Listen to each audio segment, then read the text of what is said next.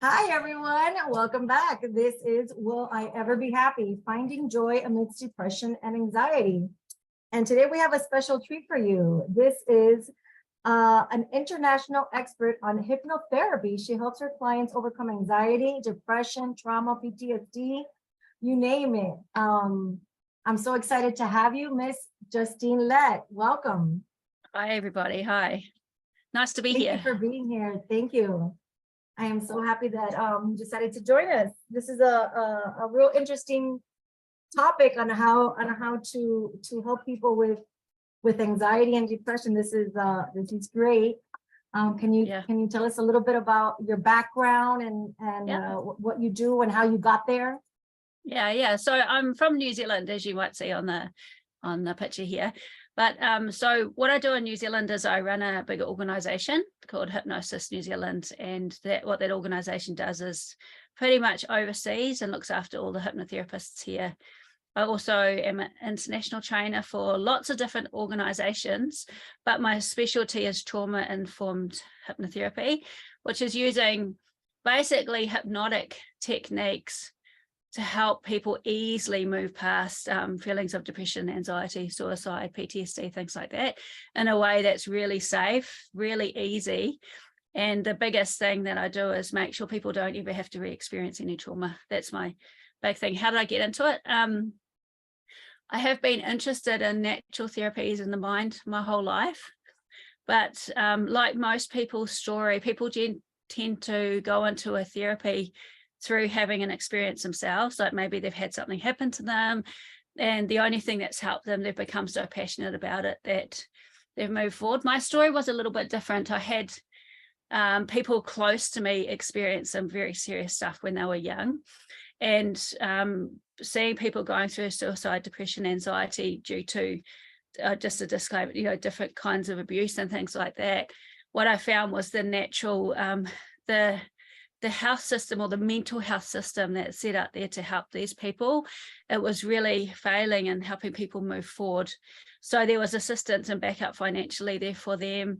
There was a bit of talk therapy there for them. But what I found was I was seeing people around me very close, stuck in the same space year after year, never moving forward.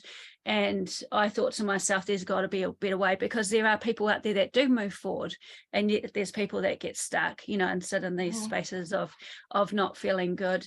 And so that led me into hypnotherapy in the mind. Yeah. What do you think is the difference between the ones that were able to move on? You said it was the care there, the mental health? Yeah, there's a lot of different reasons why people can move on and other people don't. But what I find is,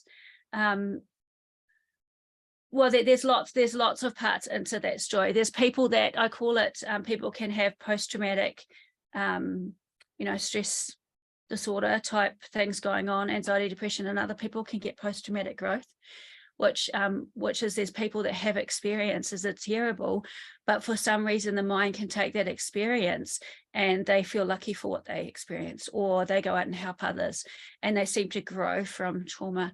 And when we really look into the mind now, we can actually see that the support the person was given, even 90 minutes after an experience happening, like the death of someone, a car accident, whatever support's provided in 90 minutes following can actually affect the way the brain stores the trauma or the experience, and actually how that affects lifelong, years and years and years later.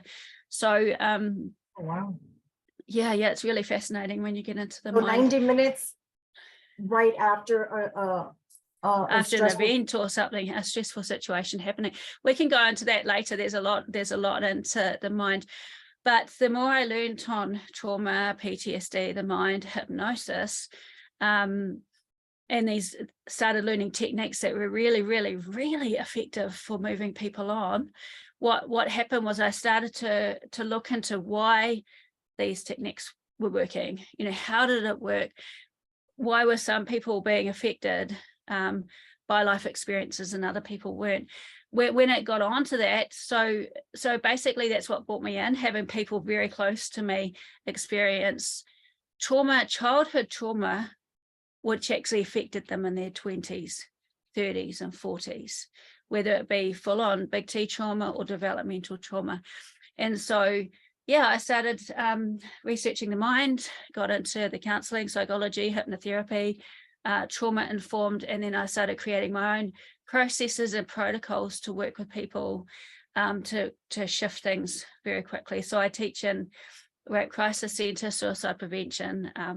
I teach them very quick, short techniques that can get people to not only shift out of a state of not feeling good, but actually rewire the brain so that whatever feelings and sensations are coming up in their body causing problems can actually switch off. Yeah, so very passionate about it.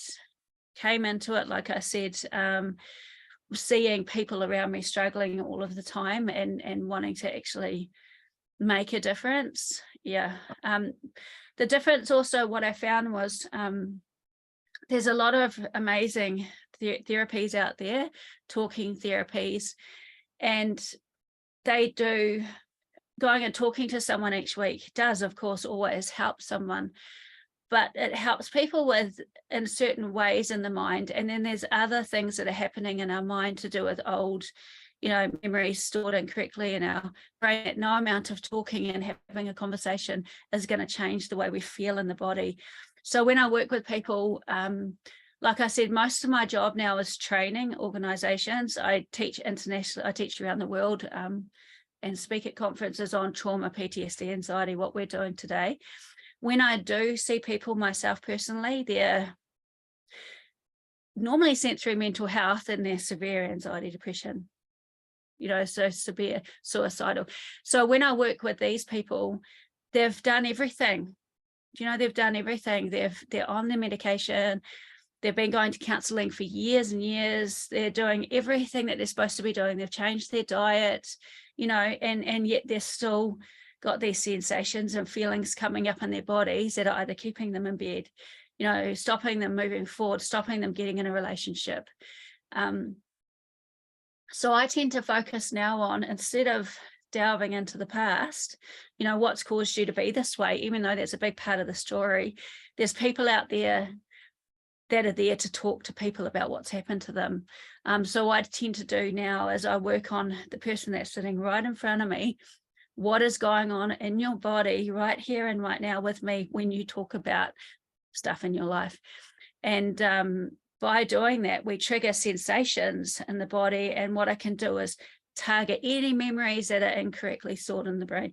There's memories that are stored in our brainstem. So when you're triggered, instead of getting a picture in your mind of something that happened, like maybe, if you see a car and it's red, your mind might remind you of grandma's car that was red when you were younger.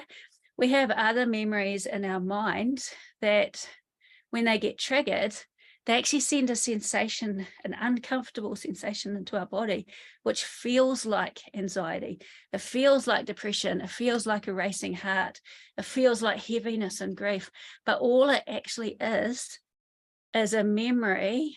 I can even teach how these memories get stuck, but I don't know if the audience want to go into that. But these memories are getting fired up. And so what people are experiencing, as well as what we call anxiety and depression, is being triggered all of the time. They're being triggered and these sensations are going on in the body. And what I teach people to do now is to work out what's a trigger. In other words, what's a memory that's firing up, and what is anxiety and depression. Because if we can start clearing the triggers, then life gets better. It really does get better. I have people that haven't been able to leave their bedroom apart from to go to the toilet for a year. And I'll spend 15 minutes with them on Zoom, work out what is the sensation, what is the personality that's stepping forward when that feeling there, what is keeping them in that room. And if we can target that sensation and shift that memory, they seriously walk out the door. I have people that amazing stories, people that are suicidal, and we only take a small amount of time. It doesn't always work, because for me, I work out what is a memory, what is a trigger, and what is something going on in the brain, anxiety, depression. And if we can start to notice the difference between a trigger and the other stuff, life can get really, really good. Wow. So it's possibly simpler than we can Very, imagine. yeah. And that's the one thing. So it's very funny when I teach, psychologists, psychiatrists, when I teach people in the mental health field that have been in that field for a very long time, when I go in and teach this work is called memory reconsolidation. So it is I'm hypnosis. sorry, removing? What is It's it called? It's called memory reconsolidation. So it's a Memory new reconsolidation. Okay. Yeah. So it's a technique that helps shift, like I said, memories and sensations that are playing up. When I do teach these to mental health professionals, I have to spend hours and hours teaching the neuroscience, what's happening in the brain first before the technique, because if I taught the technique, they wouldn't believe it would work because it's short. Wow. So when I do demos on people, they take sometimes 1.5 minutes to 2 minutes to shift a sensation. But like I said, I don't even remember what the name is, but sometimes simple things are really effective, and sometimes healing doesn't have to take years and years and years. And like I said, this is not this works on part of the healing that someone has to move forward from anxiety and depression. It works on sensations that are coming up with memories being triggered. And of course, there's lots of other steps to it. Clearing stuff in the past doesn't make you happy. And I know that's what you do with being happy. We can sit and clear sensations, but unless we then work out what is it that you actually need to be happy, then of course the person will feel neutral and they might feel better, but are they going to have an amazing life? Not if they don't kind of have direction of what they actually want and where they want to go. And that's where hypnotherapy also, and of course all these other cool modalities comes in,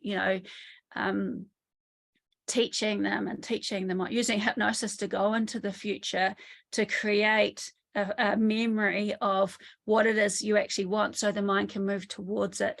So for happiness, for me it's about clearing the sensations coming up in the body that's stopping us moving forward, but then it's also creating a mind picture. Some people call it going into the quantum field.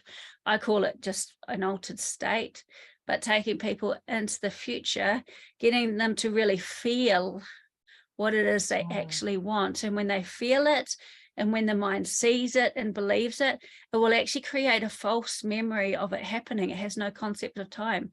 Once that happens, our mind is going to move us towards what we want. We will have things happen in our life. So say if we have an argument with a partner or someone passes over, there's always going to be things that will come in the way.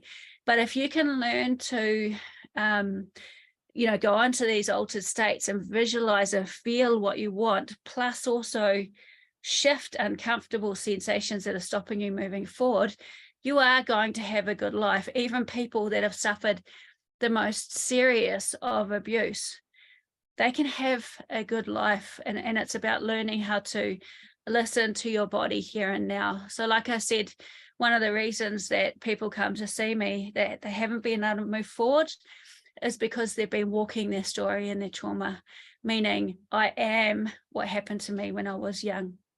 I had an experience happen to me, and I do openly share it, about 3 or 4 years ago, where I had a near-death experience with someone actually strangling me. It was a big experience. Wow. And when I talk about this, I don't have emotion. I talk about something that happened to me 3 or 4 years ago. And from that experience, I can teach even better. And to do that for me, I had to sit in the feelings of it, not so much sit in the feelings, notice when I was triggered and do techniques to shift it, focus on what I wanted and keep moving forward and get my mind to understand what happened to me then. It's very real, and it was a dumb thing to happen, but it was back then. So most people that I work with, when they come and tell me their story, they're telling to me, they say it to me as if it's happening now. like literally happening now. Like this is happening to me now. And I understand the way the brain works if trauma isn't processed properly. And I'm not talking big trauma. I generally work with what we call developmental trauma, meaning people can come to me for depression or anxiety in their 40s or 50s. They can look back through their life and say, my life was awesome. And right now I'm married, I've got money, my children have just left home, I feel absolutely amazing, but all of a sudden I got depressed and I can't get out of bed. Is it menopause? Is it this? Is it that? And when we actually sit in it and we work out what's going on, it's a build-up of very small, normal, everyday events that one day, it was like the straw that hit the camel's back, one small little thing wired the nervous system up to the point that the body said, nah, no more. So we tend to think with depression, anxiety, it has to start from something big, or, oh, that person, they must have had this bad stuff happen, when most of the people I work with, they're confused. You know, they don't know why they're feeling the way they are. But when we actually work it out, I do sometimes use a technique with people where I bring the sensation up in their body and I very quickly go back to the moment the memory got stuck, just for a second, to teach the clients how events in our lives are actually stopping us moving forward. And it never goes back to big stuff. It will usually go back to being two and in a room on their own for the first time in the dark. It always goes back to what I call very small developmental stuff. You know, oh, I'm 3 years old and I've drawn a picture and mum's busy not looking at it. When I do that kind of work, it never goes back to big stuff, because big stuff tends to get processed in our brain in a different way. And that's why going to someone when you have PTSD for a trauma and talking through it can be quite effective. It can take the edge off it. But what I tend to find is when I do this technique on people, I only do it. I don't like people re-experiencing trauma. I only do this because, to me, knowledge and understanding the way your mind works and your body works will save your life. So for me, I teach, you know, everyone that comes in. I'm teaching you guys today. I can't help it. It's for me, knowledge is everything. If you can start to understand yourself, understand your mind, understand who you are when you're triggered. I mean, shit, when we get triggered, like you might go into a room and all of a sudden, for no reason at all, feel anxious.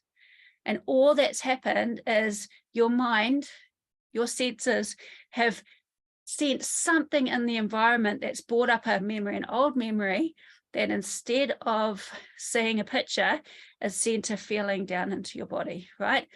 Now, the funny thing that happens when this happens is when that sensation is in your body, the age that that memory got stuck, which is usually a child, steps forward and does whatever behavior needs to happen to keep you safe while that sensation is there. So you might think back in your last week and think of times that you've been triggered. Maybe, you know, someone said something to you and you felt upset.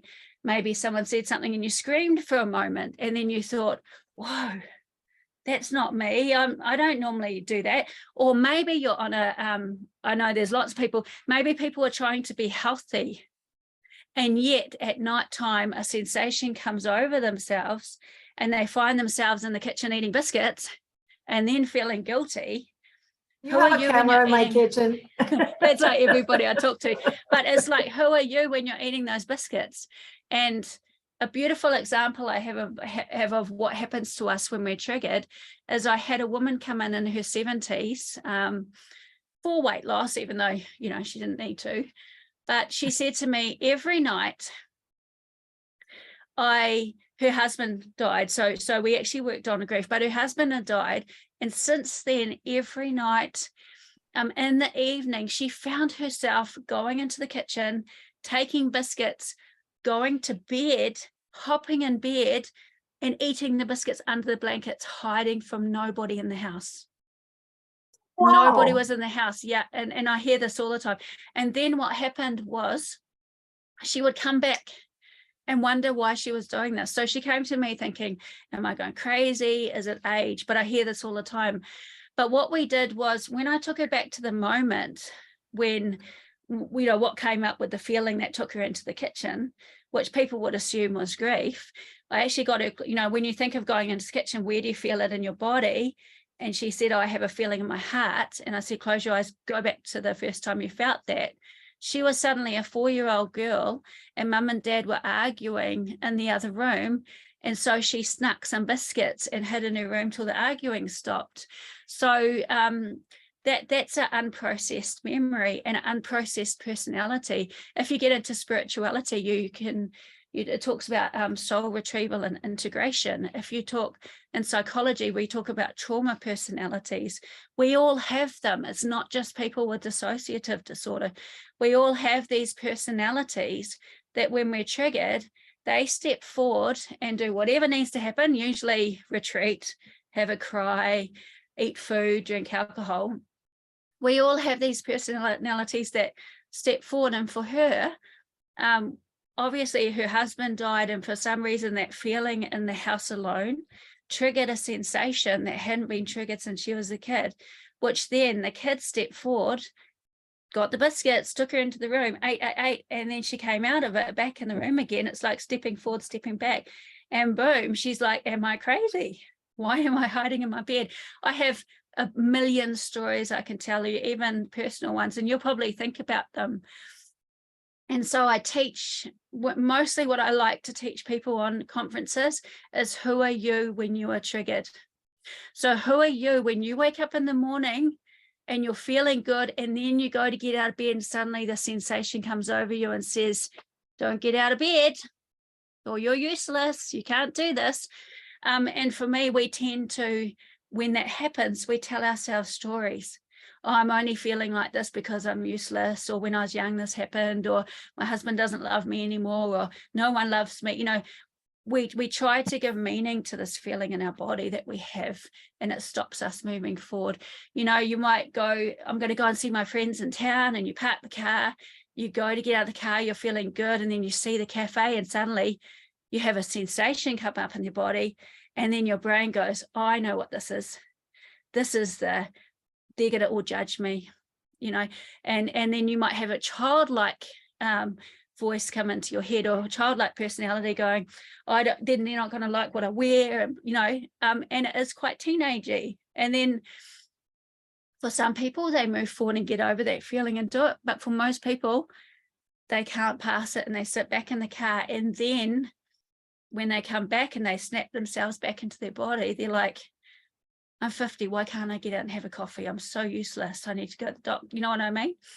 So, so I can teach a technique today if you want me to.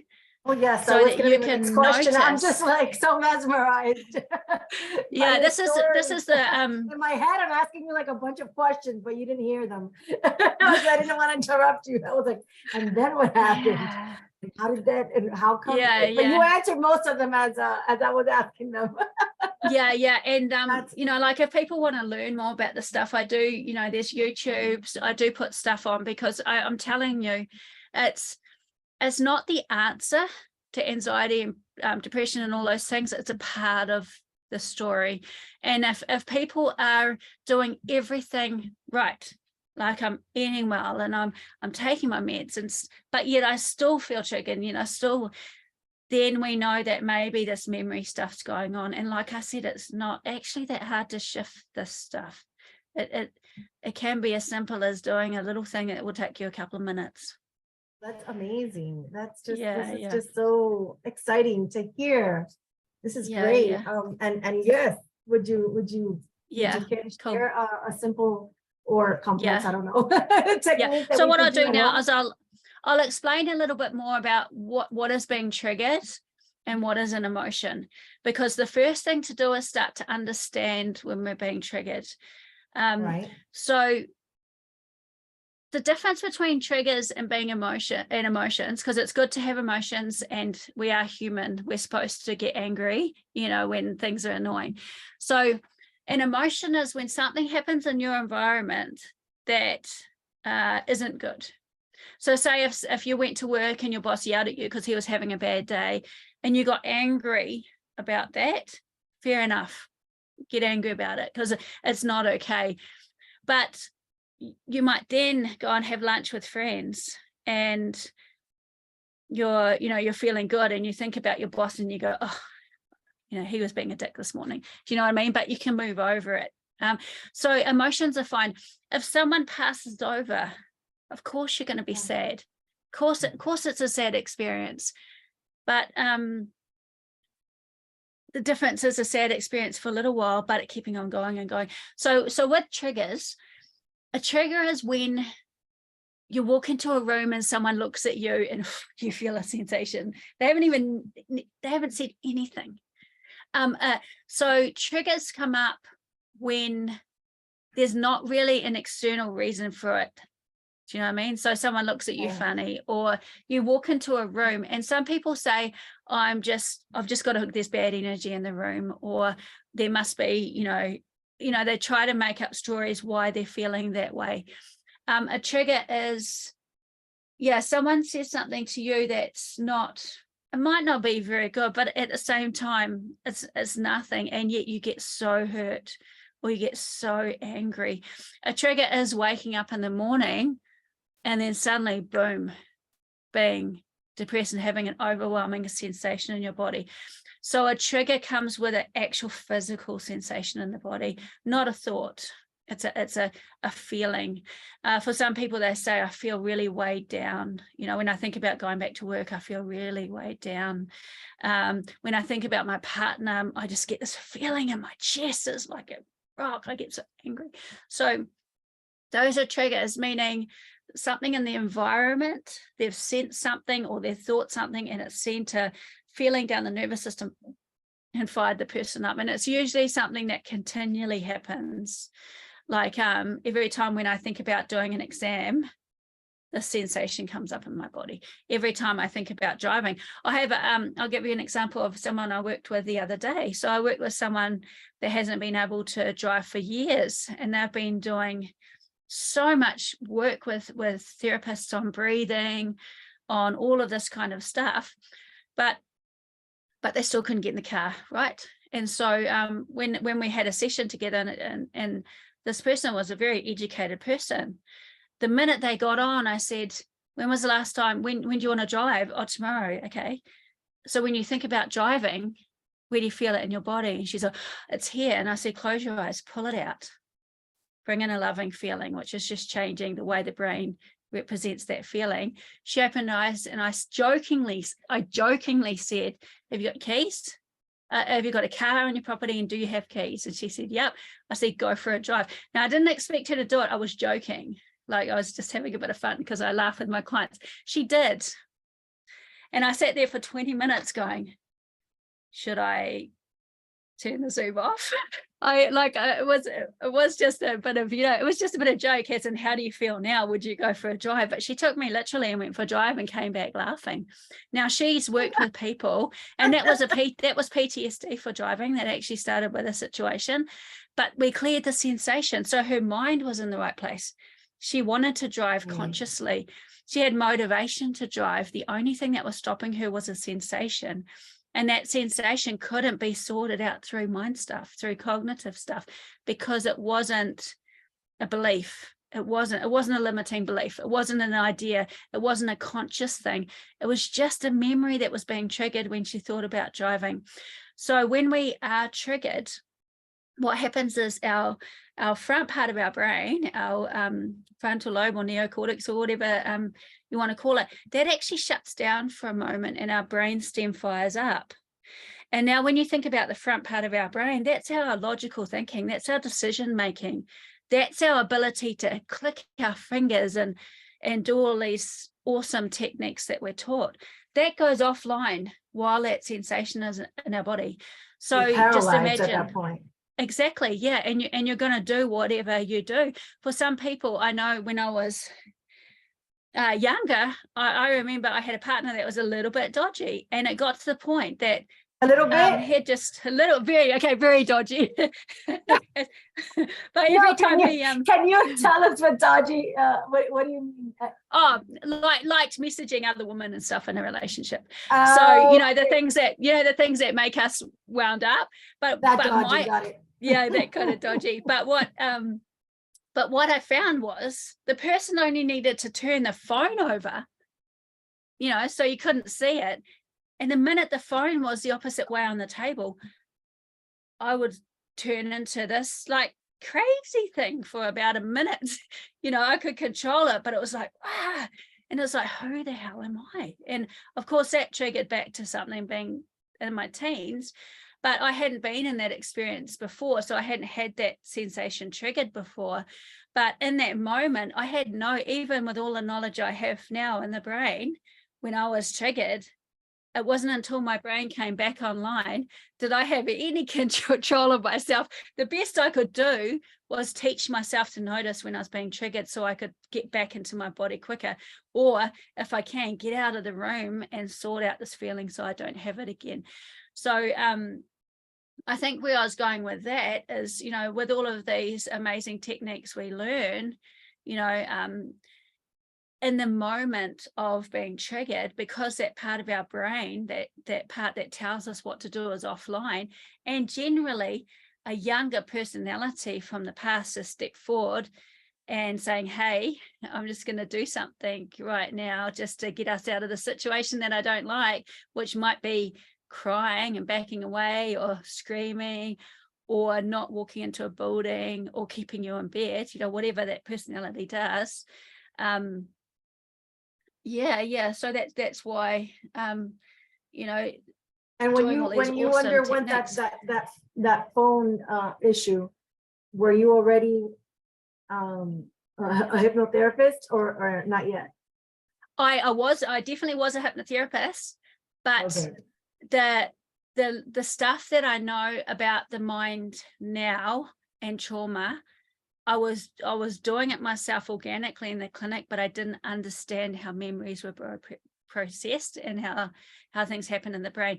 And I'm telling you now, for everyone listening, you can know everything about the brain.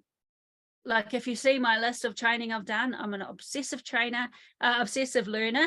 Like I never stop learning. Right now I've probably got 4 or 5 on the go trainings that I'm trying to get through. And you can still date the wrong people and you can still make stupid decisions and you can still do all of the things that everybody else does, even when have a lot of knowledge on the brain. We all, doesn't matter what we do, what we know, we all are human and we all can do really silly things sometimes. I think that's more a matter of the heart than of the brain. Exactly. So with the trigger and the emotion, for the listeners, for people that are listening, and what I'll do is, like we talked about, I'm going to make an app specifically for the summit. And one of the recordings I'll put in it is explaining what I've explained today, the technique, just in small detail so that people can remember. And then also another recording explaining exactly how to do it. So listen to it on here, but I'll also put it in another thing where you can go back and listen quite a few times. Like I said, knowledge is so important. Learn what's happening in the brain. So basically the first step is to notice the difference between emotion and a trigger.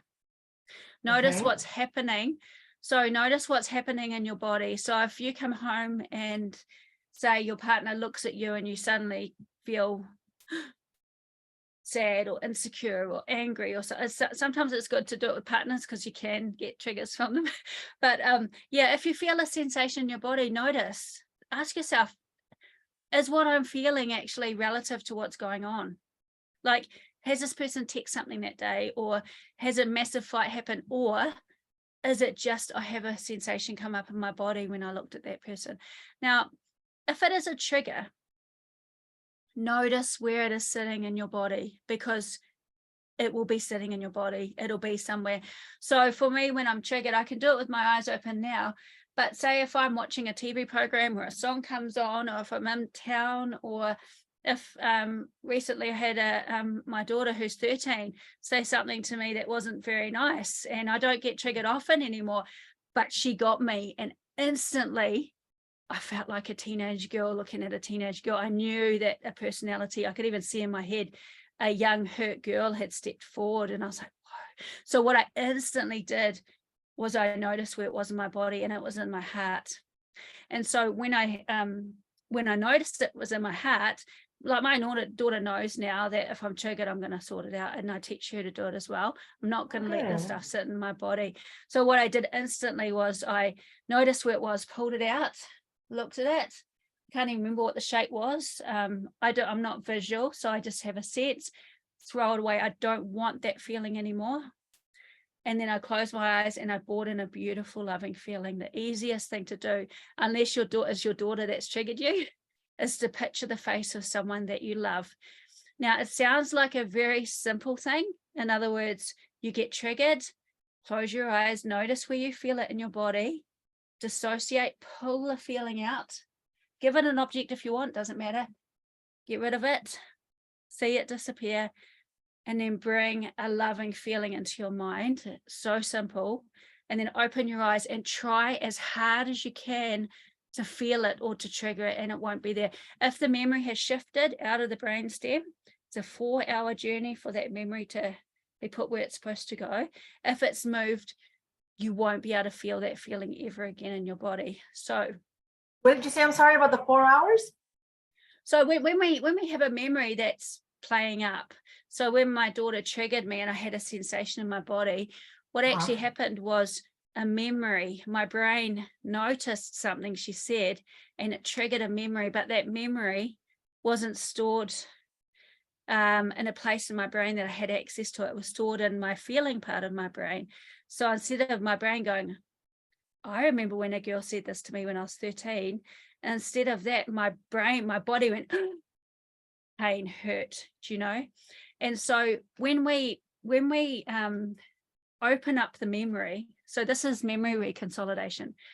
So when she triggered me, that memory opened up and sent a message down my nervous system to my heart, which is run away.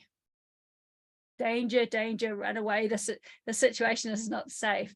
When it opened up, there's a very short window for that memory to close again. Okay. And when it closes again, it actually becomes stronger. So in other words, the next time that happens to me, the feeling will be even more overwhelming. But when that memory is open up, this is new research. It only came out in 1999 that we could actually change memories, and they did it through shocking rats. I won't talk about that today.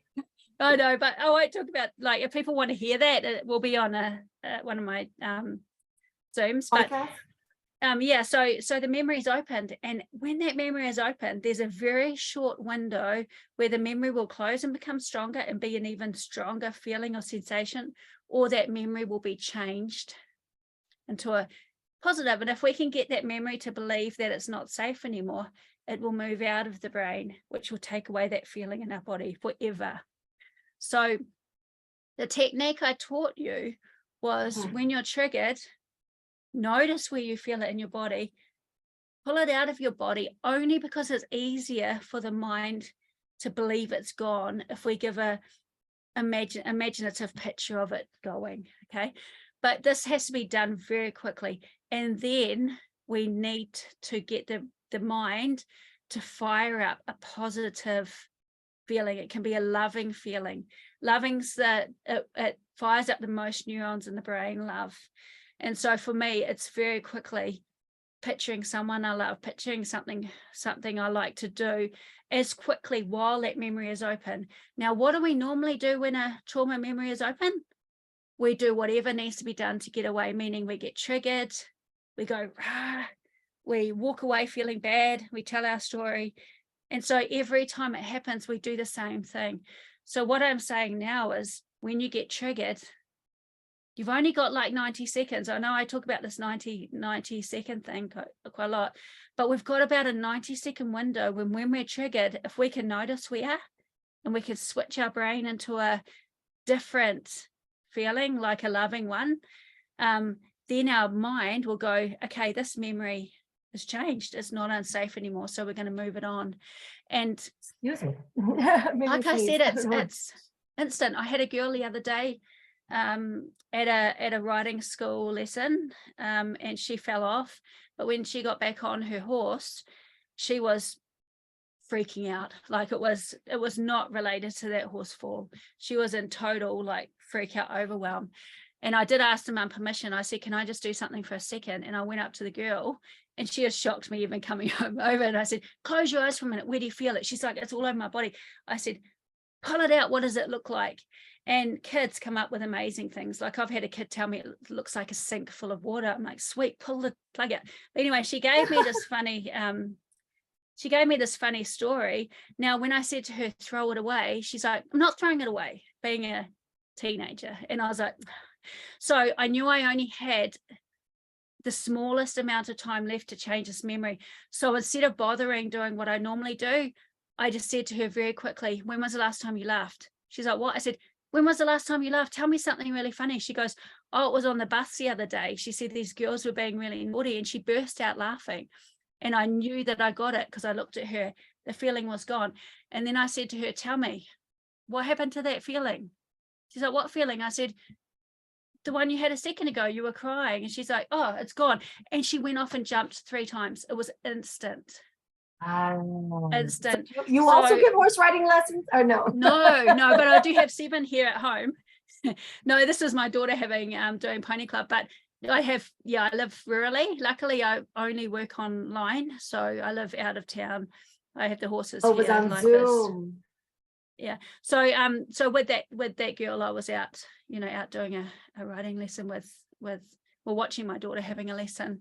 So I jumped in and did that. That's a really good example of how, when I said what would have normally happened in that situation is, the kids crying and screaming, someone would have come over and either said, just do it anyway, and yelled at the kid, or the mum would have come over and said, oh, it's all right, you don't have to do it, and like played into the story of what was going on.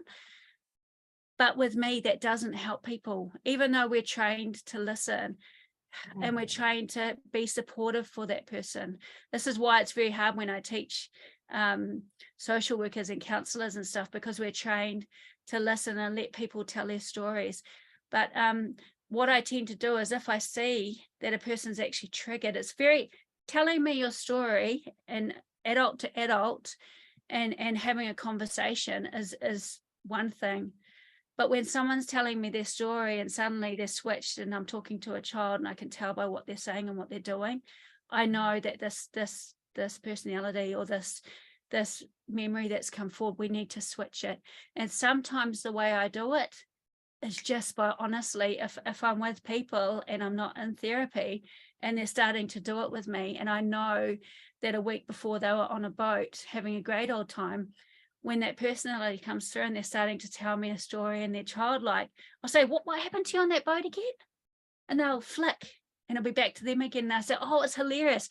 And as long as I can make them feel good, then I know that memory might be shifting. But I won't let people, the trauma personalities, talk to me anymore. I only let you and me talk at your age and my age. When a person is triggered now, for me, it's an opportunity to create a switch and completely change someone's life. And like I'm saying, listen to this recording. You can do this yourself. You can come to me. I've got lots of therapists around the world that do this kind of work, but you can do it yourself. And for me, it's empowerment. I think going to someone each week is amazing, especially coaches and stuff, because they will change your freaking life. Having someone that's there with you, they've got your back, supporting you. Best thing you can ever have is a high five person. But you can also do this work yourself. You really can start to shift things without ever having to sit in stuff in the past. Do you know what I mean? You can move forward. Yeah. That's amazing, because a lot of people feel that in order to move forward, they have to rehash the past and dissect it and relive it and figure it out. And so this is more, leading edge you know, Yeah, so this is new research, this is new stuff. You won't hear it that often right now. It will be the way of the future in healing, I guarantee you. If you listen to Peter Levine, if you listen to all the latest people in research, they are talking about memory reconsolidation. I'm not going to go into it here, but of course, I've done a lot of research into psychedelics, and it's how they work. So there's so many things. So this kind of the understanding that they have in a mind and how we can move forward is new.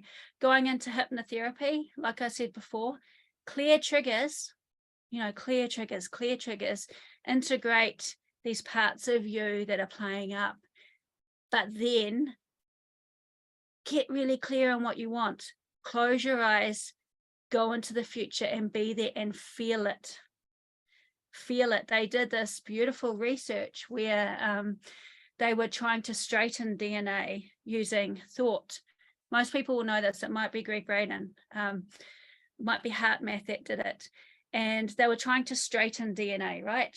And first what they did was they sent gratitude and love, and nothing happened. Then what they did was they visualized it trying to straighten, and nothing happened. But what they found was if people could visualize, or in the way that their mind does, like I said, we can't all visualize, like crazy. Some of us don't a little bit, but if you visualize what you want and then you feel it, that is when we can change our biology. That is when our and I tell you what, once again, I can give you crazy stories of healing, like in just one session using either spiritual hypnotherapy or different techniques. But it all comes down to, like I said, the research into really knowing what you want, taking yourself there. And hypnosis is just a heightened emotion, focused attention, and imagination. So when people think about hypnosis, they think about coming to me and closing their eyes and relaxing themselves and going deeper. Most people say to me, you'll never be able to hypnotize me because I'm ADHD. I'm ADHD. Nearly everyone I know is, and it's a great mind for hypnosis. But hypnosis is focused attention, imagination, and a heightened emotion. And that's why, so even when people talk about hypnosis and hypnotherapy and I can't be hypnotized, I guarantee you are hypnotized most of the day. If you are doing things in your life that you don't want to be doing, why are you doing them? And why can't you stop? If you can't stop doing them, there's subconscious, there's unconscious stuff going on, which to me is hypnosis. So if I'm doing normal hypnosis with people, I'm not hypnotizing them to have a behavior. I'm dehypnotizing them to take a behavior away to make them themselves again, giving them the choice back. Does that make sense? Absolutely. Absolutely. This is so now I could go on for fascinating. hours. How much more do you want? Yes. Well, actually, I think we're right at the time to close. But this was just amazing. And in the chat, you will find her information. Make sure to follow Justine. You said you have some trainings coming up. So if people just find me on justinelette.com or Hypnosis New Zealand, I've got a private clinic, ThoughtWorks, I can put that up. If, like I said, I will see clients one-on-one if people need it and reach out. Sometimes I refer on to students or colleagues that are really good. But you listen to this stuff and learn this stuff, because it will totally blend it in with all the stuff you're doing already. And like everybody on this call can have an amazing life. They can have an amazing life. They can get through whatever they're getting through if they start to really understand, listen to their body, learn what's going on, and move forward. This is wonderful. Thank you so much. You're very you welcome. all have her information. She's gonna give us an app for us to be able to go back and use it at these moments when we're feeling triggered. So thank you so much for that generous gift. Don't forget, if you like what you heard here and what you like what you've been hearing with the other speakers, to go ahead and purchase the set of recordings so you could have it definitely and listen to it as often as you can, and to go into the chats and and look for their information. This was just such a special treat. Thank you so much. You're very Just- welcome. It was truly an honor and a pleasure to have you here with us. Do you have any Awesome. parting words before we say goodbye? Just listen to like you said, you can buy the recordings. Listen to it quite a few times. I think I've given a lot of information in quite a small amount of time. And what I've talked about today, I would probably talk about in a 2-day seminar teaching therapists. Like I'll put a lot of information in a small amount of time, which I tend to do. So it's good to listen to something over and over again and really get the little parts of it. So I recommend listening and listening and listening. Reach out if you want to know more. If you are a therapist and listening, and you, or a reader, sometimes like I love teaching this to people that do reading, readings to help people so that they can shift things, reach out. Yeah. Absolutely, yes. So your specialty is in training other therapists this method. So for any lots therapists of out methods, there, yeah. any therapists out there that want to learn more, please make sure to reach out to Justine Lette.